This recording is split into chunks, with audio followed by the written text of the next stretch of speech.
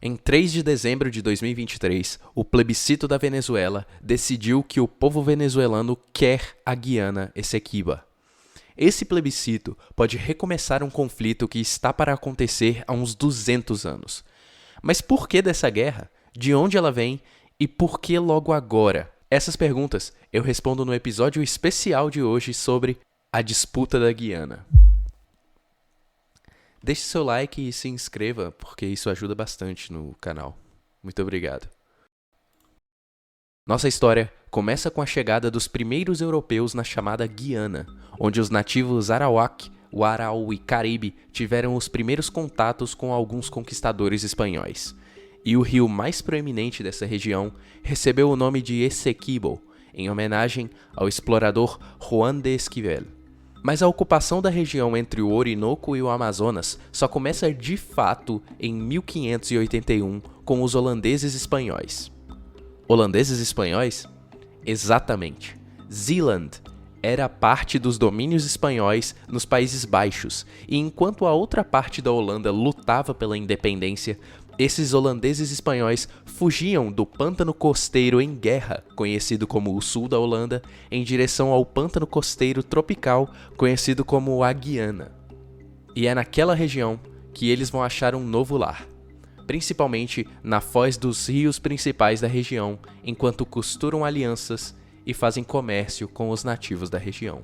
Fato é que a chamada Guerra dos 80 Anos vai lentamente sendo vencida pelos protestantes holandeses, e os holandeses das Guianas passam a se identificar mais com as Províncias Unidas do que com a Holanda espanhola.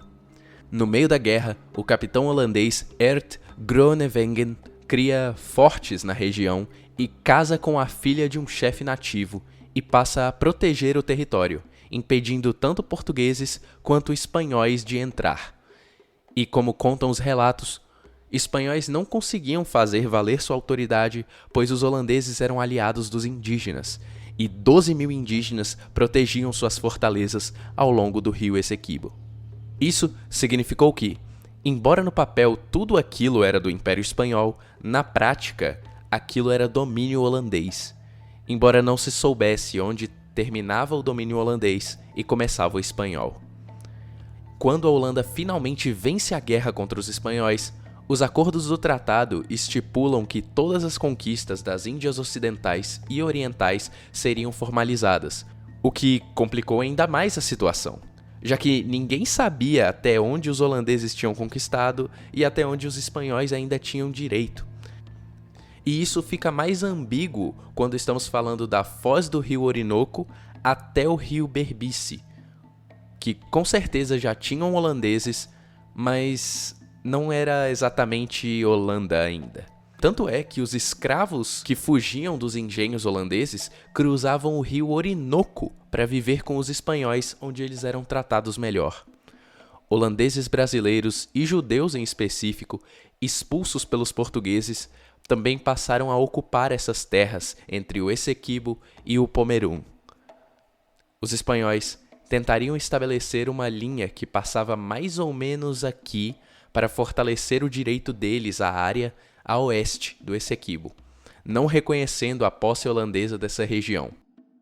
E é nessa ambiguidade que todos os conflitos vão se basear, porque os espanhóis e os holandeses não se importaram em esclarecer onde exatamente terminava a Holanda e começava a Espanha.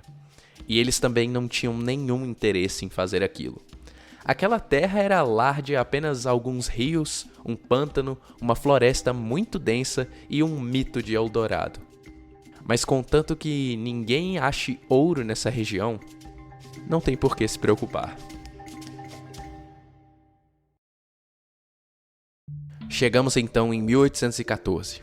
Após a derrota de Napoleão, o balanço de poder muda completamente no mundo. A quebra de uma estrutura colonial deu chance a vários oportunistas revolucionários de várias colônias espanholas para tentar formar seus próprios países. E um desses países foi a Venezuela.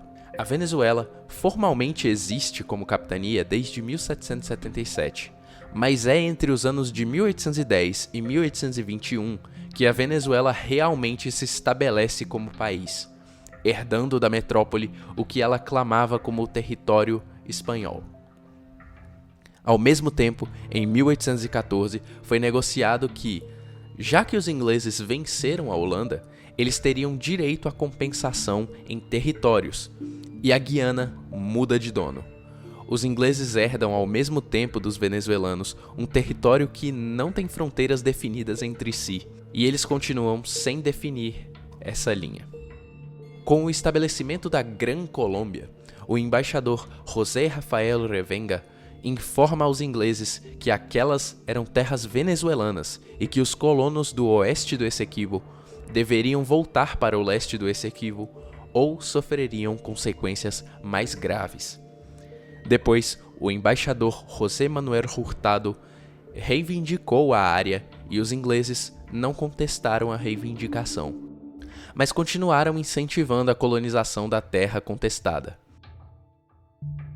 Em 1835, o membro da Sociedade Real de Geografia e Naturalista Robert Hermann Schomburg é chamado para explorar aquela área e definir uma linha provisória para as fronteiras. Essas linhas foram feitas não visando tratados e a história do lugar, mas sim fronteiras naturais e a presença de holandeses na área. A linha ia muito além da ocupação britânica e foi protestada pelo governo venezuelano.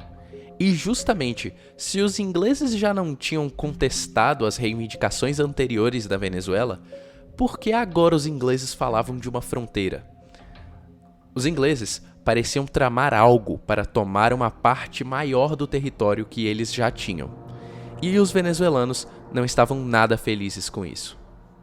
Uma proposta para mudar as linhas foi recusada pelo governo venezuelano, que não aceitaria só uma parte daquele território, e sim ele por completo.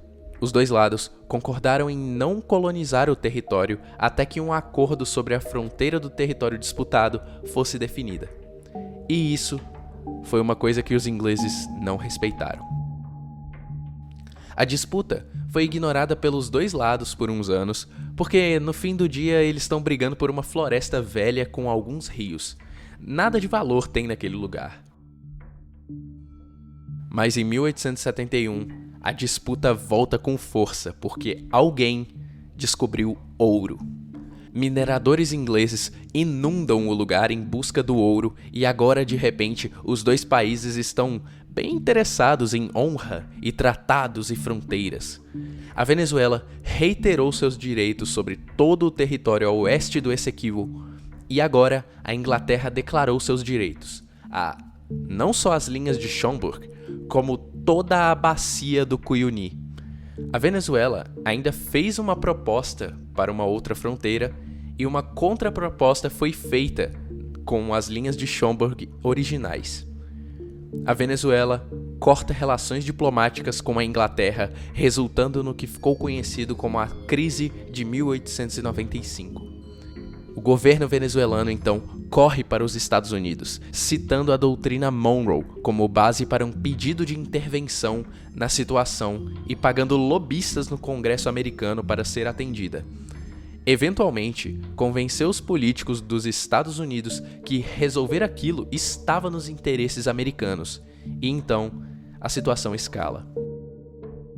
Um julgamento seria feito. De um lado, 2 advogados americanos representando a Venezuela, e do outro, 2 ingleses, e um russo neutro que serviria de desempate. O argumento venezuelano era simples. Os espanhóis controlavam aquelas terras desde o Orinoco até o Amazonas, e quando os acordos foram feitos, a Espanha delimitou o território da Guiana e do Suriname da maneira como os venezuelanos dizem que é hoje. Então, não teria como os ingleses conseguirem um território que nunca foi holandês. Os ingleses apresentam o caso deles, dizendo que a terra era esparsamente povoada por espanhóis e não se delimitava nenhum tipo de fronteira, por ser uma área muito remota e não governada. Na prática, os indígenas eram donos daquela terra, e eles eram aliados dos holandeses, o que faz com que os direitos da terra sejam holandeses e, portanto, ingleses. Apresentado o caso, o juiz fez algumas alterações na linha de Schomburg para melhorar um pouco a situação dos venezuelanos e decidiu em favor dos ingleses em 1899. Os venezuelanos ganharam permanentemente uma parte do território contestado e os ingleses ganham 70% do território contestado, incluindo todas as minas de ouro. Essa decisão foi imediatamente protestada e foi vista como uma derrota humilhante para os venezuelanos. Eles tinham tentado 2 propostas de dividir a região ao meio, mas no fim, a vontade inglesa foi a que ganhou. E o Tribunal Internacional fecha o caso, deixando a Venezuela sem saída senão acatar a decisão ou declarar o tribunal inválido. Depois de um tempo protestando a decisão de 1899, na primeira reunião das Nações Unidas, a Venezuela novamente apresenta o seu caso de que o julgamento não foi justo. Mas isso foi tratado como uma teoria da conspiração inventada por nacionalistas venezuelanos. Só que, em 1948, morre o jurista Severo Mallet Prevost, um árbitro americano que trabalhou no caso de 1899, e depois dele morrer, um jurista americano vaza documentos dele confirmando todas as teorias da conspiração venezuelana. Ele afirma que o julgamento não foi para ver quem estava certo, e sim como agradar os 2 lados, o que, segundo alguns, era um erro jurídico. Se os espanhóis estivessem certos, a linha era uma, se os ingleses estivessem certos, a linha era outra. Essa terceira linha inventada não fazia sentido nenhum para ser a fronteira atual.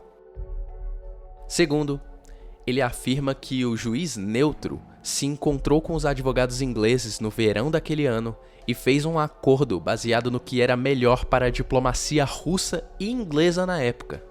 Vamos lembrar que eles estão às vésperas da Primeira Guerra Mundial. E depois chegaram para os americanos com a seguinte proposta: vocês podem perder de 3-2 e a Inglaterra ganha tudo, ou o julgamento pode ser unânime e a Venezuela ganha alguma compensação para não ficar tão feio. Provada a intervenção da Inglaterra na arbitragem, o ditador venezuelano Marco Pérez Jiménez se prepara para invadir a Guiana. Mas ele sofre um golpe e a situação se acalma. Depois disso, pesquisadores de lei internacional conseguem achar provas do conluio inglês nos arquivos britânicos, e o Acordo de Genebra de 1966 é feito, onde as partes concordam em resolver a situação. Porém, as partes não concordam com o que deve ser feito.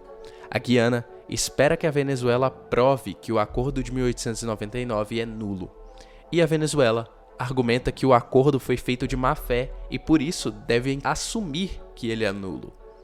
Isso gera um impasse entre os 2 países que não se resolveu até os dias de hoje. As décadas seguintes a essa negociação viram muitas confusões nessa região. Uma invasão militar, uma insurreição rebelde, o asilo desses rebeldes e o compromisso do Porto da Espanha, onde as partes se comprometem a resolver isso. Mas o tempo passa e essa pauta não é tocada na década de 90. Nos anos 2000, a Venezuela e a Guiana entram na esfera de influência de Cuba, e Hugo Chávez alivia as tensões com a Guiana, sendo aconselhado por Fidel Castro, e a situação se mantém relativamente tranquila. Um conflito entre esses 2 apoiadores do regime cubano significaria um enfraquecimento do mesmo, e por isso os 2 deixam de lado o protocolo do Porto da Espanha, onde eles prometeram resolver a disputa. Porém, por volta de 2011, a Guiana tenta ganhar direitos sobre a costa da região disputada, alegando que não tem disputas relevantes naquela região, e tentando pegar na mão grande o mar que também estava na disputa. A Venezuela denunciou essa prática, e já sob Nicolás Maduro é que a descoberta que revive o conflito acontece.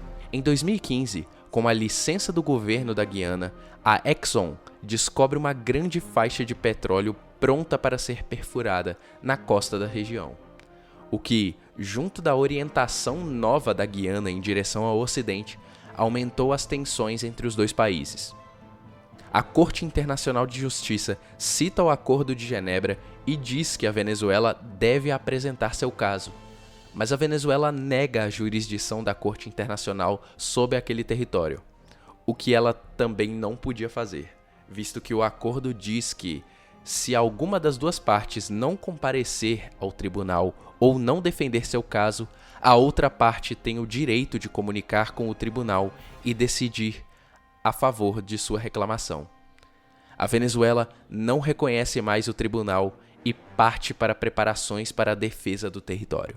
Em 2023, a Venezuela lança um referendo com 5 perguntas, com o objetivo de consultar a população sobre o que deve ser feito sobre a questão de Essequibo. A Corte Internacional de Justiça definiu que a Venezuela deveria se abster da realização da votação, indicando também que o país não pode anexar o território. Vários países tomam o lado da Guiana, com a Organização dos Estados Americanos chamando o referendo de uma provocação e inapropriadamente fraseado. Com o apoio esmagador graças ao referendo, a Venezuela tem agora o aval do povo para iniciar uma operação militar. Será que veremos uma guerra na América do Sul? Essa pergunta só o tempo vai dizer. Esse vídeo foi um oferecimento dos nossos patrocinadores. São vocês que bancam a continuação do nosso canal no YouTube. Você pode se tornar um membro do canal por um valor menor que um cafezinho, e isso já ajuda bastante na sobrevivência e continuação desse canal. Não teve piadinha dessa vez no final do vídeo porque o assunto é bem sério e bem polarizado. Eu dei o meu melhor para representar justamente os dois lados do conflito, mas óbvio que eu posso ter deixado alguma coisa escapar. Comente o que você acha que vai acontecer. Esse foi o Micro Histórias e até a próxima.